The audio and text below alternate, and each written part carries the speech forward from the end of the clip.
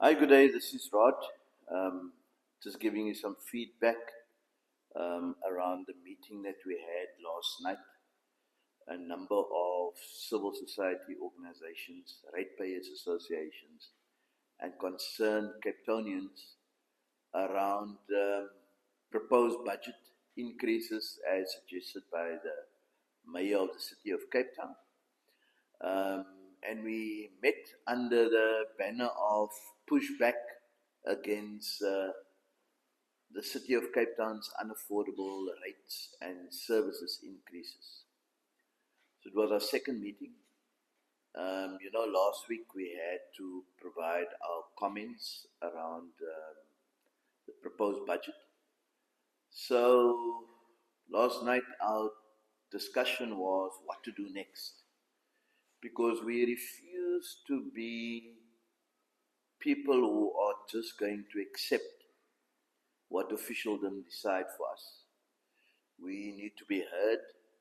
Our concerns need to be taken on board, and we need to make them understand that it's not going to be business as usual. So we discussed a multifaceted campaign that we want to roll out to make sure that our voices remain heard. So one of the things that we agreed on, and we encourage all Capetonians, and even people can do this in other municipalities as well, is to write to your councillor, whether they're proportional representative or a ward councillor.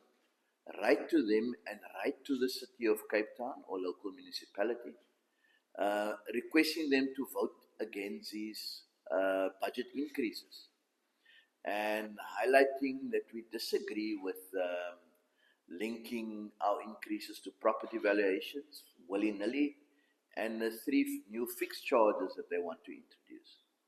So the one thing is we want to know how the councillors are going to vote, and the parties are going to vote. They must remember there's an election in 2026. So that's a one thing. The second thing is we will write, because the mayor and his city council people, they are in the media all over the show, whether on radio or in newspapers, telling their side of the story. And we want to tell our side of the story, and our appeal to the media is to please publish our stories, our opinion pieces, our letters. Please publish that as well, is an appeal to the journalists. So we will do that. Individuals and the different ratepayers associations and so on. So all of us, we are going to write until the date when they take the vote. So we're going to write to the media. We're also going to flood social media, whether it's TikTok, Facebook, Instagram, YouTube, because that is not controlled by media bosses. And we call on influencers and people who are bloggers to please share our story on your social media platforms. And then we are planning, the National Minister of Finance is having his third attempt at introducing a budget. We're planning to have a placard demonstration outside of National Parliament, highlighting our concerns with the national government and the National Minister of Finance, and obviously expressing our displeasure at what the DA-run City of Cape Town is doing here in Cape Town. Because at the end of the day, they get a lot of their budget from national government. And we want national government to be aware of our unhappiness. We also planning to have outside the mayor's office at the civic center on the day of the budget, to have a demonstration to express our unhappiness at the civic center. And we're also going to have community pickets. So there will be pickets and demonstrations in different communities on that day. So it's not only going to be in Cape Town, it's going to be in different communities, small picket demonstrations where people are going to express their unhappiness around the budget.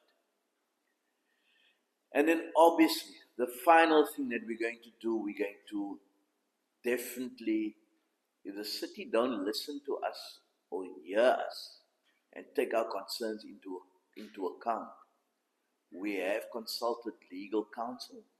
We will definitely take them to court. Because it appears as if officialdom only seem to listen when the court rules. So we'll either interdict them or we'll take the whole process on review. But in order to do that, as you know, we will need finances. There's some of the legal people who's going to do stuff on pro bono, but we'll need to have resources to pay our legal team and some of our costs around the placards and so on. So in that regard, we are introducing and we're promoting our campaign calling hashtag $50 for justice. We were appealing to people to donate at least 50 Rand to this campaign and this legal challenge. We want to build our coffers with that. And it's hashtag $50 for justice.